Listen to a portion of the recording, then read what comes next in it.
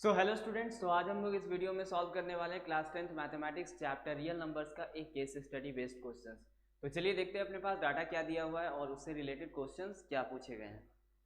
तो देखिए डाटा क्या दिया हुआ है कि a book seller has 420 science stream books and 130 arts stream books, यानी कि एक बुक सेलर के पास टोटल 420 साइंस स्ट्रीम बुक्स है और 130 आर्ट्स स्ट्रीम बुक्स है। He wants to stack them in such a way that each stack has the same number and they take up the least area of the surface. यानी कि ये book seller चाह रहा है कि ये 420 यानी कि साइंस स्ट्रीम बुक्स और आर्ट्स स्ट्रीम बुक्स को कुछ इस तरह से स्टेक करना चाह रहा है। स्टैक का मतलब क्या होता है? ढेर लगाना। स्टेक का मतलब क्या होता है? ढेर लगाना। तो यानी कि यहाँ पे देख सकते हो कि बुक का यहाँ पे ढेर लगाया जा रहा है और ये चाह रहा है कि बुक सेलर कि कुछ इस तरह से हम इस बुक को स्टेक करें यानी कि ढेर लगाएं ताकि इस मतलब ये बुक जो है वो कम से कम एरिया कवर करे। ठीक है, तो यहाँ पे हमने एज्यूम कर लिया कि ये टोटल मतलब ये जो बुक है वो साइंस स्ट्रीम बुक है। ये साइंस स्ट्रीम बुक्स है जो कि टोटल नंबर ऑफ बुक्स 420 है और इधर देख सकते हो आर्ट्स स्ट्रीम बुक्स है। और ये स्टेक, ये एक पहला स्टेक और दूसरा स्टेक। तो इसके बेसिस पे क्वेश्चन क्या पूछा गया है देख लेते हैं। बोला गया है कि if a number has no factors other than one and number itself is.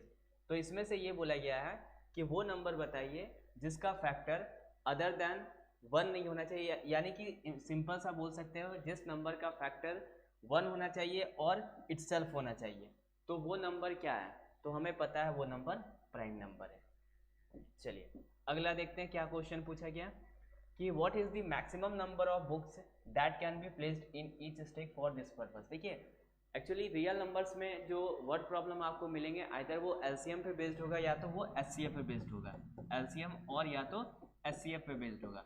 तो अगर आप लोग को इसमें भी कंफ्यूजन होता है कि कहाँ हम लोग एलसीएम यूज करें, कहाँ पे हम लोग एचसीएफ यूज करें, तो उसके लिए मैं एक की पॉइंट बता रहा हूँ। इस की पॉइंट को आप ध्यान में रखिएगा, कभी भी दिक्कत नहीं होगा। जैसे LCM list common multiple, L का मतलब लिस्ट यानी कि कहीं भी वर्ड प्रॉब्लम में लिस्ट देखने को मिले, मिनिमम देखने को मिले, लिस्ट देखने को मिले, मिनिमम देखने को मिले, तो वहाँ पे हम लोग क्या यूज़ करते हैं? एलसीएम यूज़ करते हैं। और एचसीएफ यानी कि हाईएस्ट कॉमन फैक्टर, तो कहीं भी वर्ड अगर हमें हाईएस्ट देखने को मिले, ठीक है, हाईएस्ट देखने को मिले या तो मैक्सिमम देखने को मिले या तो लॉन्गेस्ट देखने को मिले, तो यहाँ पे हम लोग क्या फाइंड करते हैं? हम लोग यहाँ पे एचसीएफ फाइंड करते हैं। ठीक है, सिंपल से याद रखता है कि जहाँ पे लिस्ट मिनिमम ये सब वर्ड देखने को मिले वहाँ पे एलसीएम फाइंड करते हैं और जहाँ पे हाईएस्ट मैक्सिमम लॉन्गेस्ट ये सब वर्ड देखने को मिले तो वहाँ पे हम लोग एचसीएफ फाइंड करते हैं। तो अब देखिए इसके बेसिस पे आपको समझ में आ गया होगा कि हमें यहाँ पे क्या फाइंड करना। तो यहाँ पे देखिए बोला गया what is the maximum number, यानी कि हमें यहाँ पे एचसीएफ फाइंड करने के लिए बोला गया of books that can be placed in each stack for this purpose. अब ये तो समझ में आ गया कि हमें एचसीएफ फाइंड करना। तो देखिए एचसीएफ हम लोग दो वे से फाइंड कर सकते हैं। एक तो डिवीजन मेथड से फाइंड कर सकते हैं, एक डिवीजन मेथड से फाइंड कर सकते हैं और एक प्राइम फैक्टराइजेशन मेथड से फाइंड कर सकते हैं। प्राइम फैक्टराइजेशन मेथड से हम लोग फाइंड कर सकते हैं एचसीएफ। एचसीएफ और एलसीएम दोनों की बात कर रहा हूं मैं, लेकिन यहाँ पे हमें एचसीएफ फाइंड करना है, इसलिए हम लोग आइदर डिवीजन मेथड से फाइंड करेंगे या तो प्राइम फैक्टराइजेशन मेथड से फाइंड करेंगे। ठीक है, तो चलिए देखते हैं। मैं तो अभी इसको डिवीजन मेथड से ही फाइंड कर रहा हूँ। तो देखिए अपने पास जो दो नंबर था, एक 420 था और दूसरा 130 था।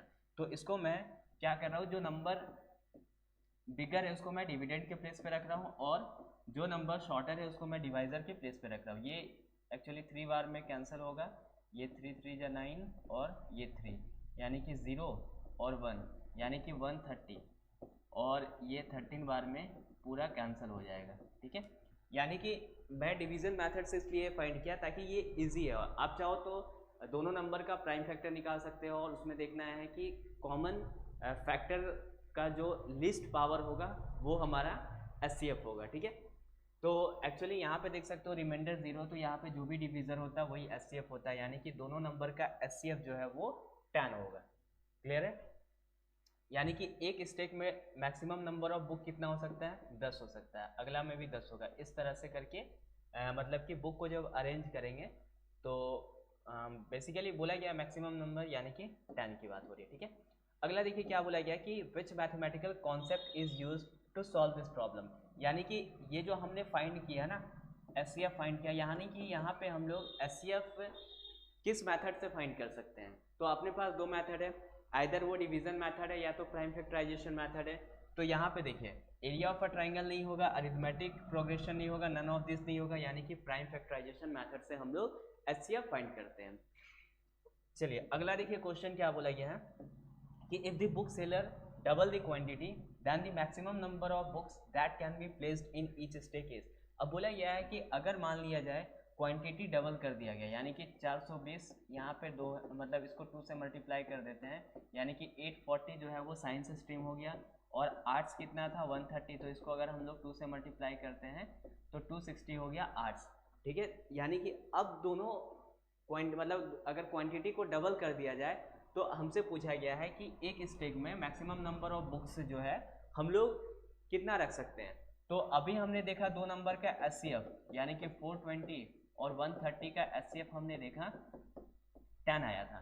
तो अगर नंबर को अगर हम लोग बढ़ा देना, यानी कि 840 और 260 का अगर हम लोग मतलब एचसीएफ निकाल ले तो ये क्या हो जाता है 20 होता है। एक शॉर्ट हम लोग एग्जांपल देख लेते हैं, जैसे एचसीएफ ऑफ 2 और 4 का एचसीएफ क्या होगा 2 होगा। अब मैं दोनों क्वांटिटी को बढ़ा रहा हूँ, यानी कि 2 का 4 कर रहा हूँ और 4 का 8 कर रहा हूँ, तो इसका अगर आप एचसीएफ निकालोगे ना तो 4 आ जाएगा, यानी कि जो भी पहले था उसका डबल हो जाएगा। तो ये याद रखिएगा, इसका आंसर डबल हो जाएगा। क्लियर है।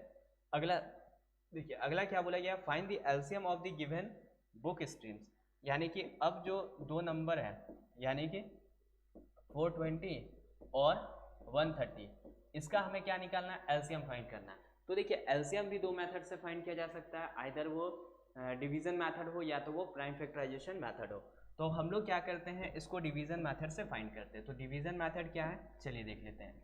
जैसे डिवीजन मेथड में क्या है कि जितने भी नंबर है सारे को एक लाइन में रखना है और सारे को एक साथ हम लोग क्या करेंगे, डिवाइड करेंगे। तो हम लोग क्या करते हैं, प्राइम फैक्टराइजेशन मेथड यूज कर रहे हैं, यानी कि सबसे कम प्राइम, मतलब कि जो सबसे लीस्ट प्राइम नंबर है उसको हम लोग पहले सेलेक्ट करेंगे। तो हमें पता है कि प्राइम नंबर क्या क्या होता है, 2, 3, 5, 7, 11 ये होता है। तो पहले हम लोग क्या करेंगे, 2 से मतलब ये नंबर को डिवाइड करेंगे, यानी कि 2 2 जा 4, 2 1 और ये 0 हो गया और ये हो गया 65।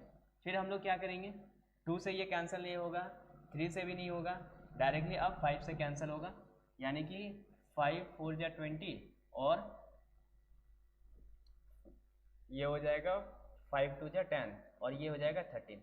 अब देखोगे तो आगे जो कोई नंबर है मतलब कि आगे ऐसा कोई नंबर नहीं है जो दोनों को डिवाइड कर सकता है। तो हम लोग यही कोशिश करेंगे, यहीं पे रुक जाएंगे। ठीक है, अब एलसीएम क्या निकलेगा, एलसीएम यानी कि 420 और 130, ये दोनों का एलसीएम कितना हो जाएगा, तो 2 × 5 और × 42 और × 13, यानी कि ये दोनों को अगर मल्टीप्लाई करेंगे तो 420 हो जाएगा और 13 को हम लोग लिख सकते हैं 10 + 3, यानी कि 4200 और ये 0612, यानी कि 0645, यानी कि 5460 इज द करेक्ट आंसर। तो यहाँ पे ऑप्शन बी करेक्ट आंसर है।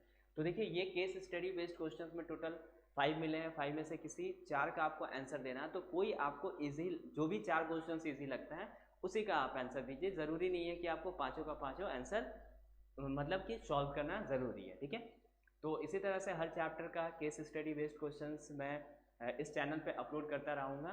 तो मिलते हैं नेक्स्ट वीडियो में, टिल देन बाय।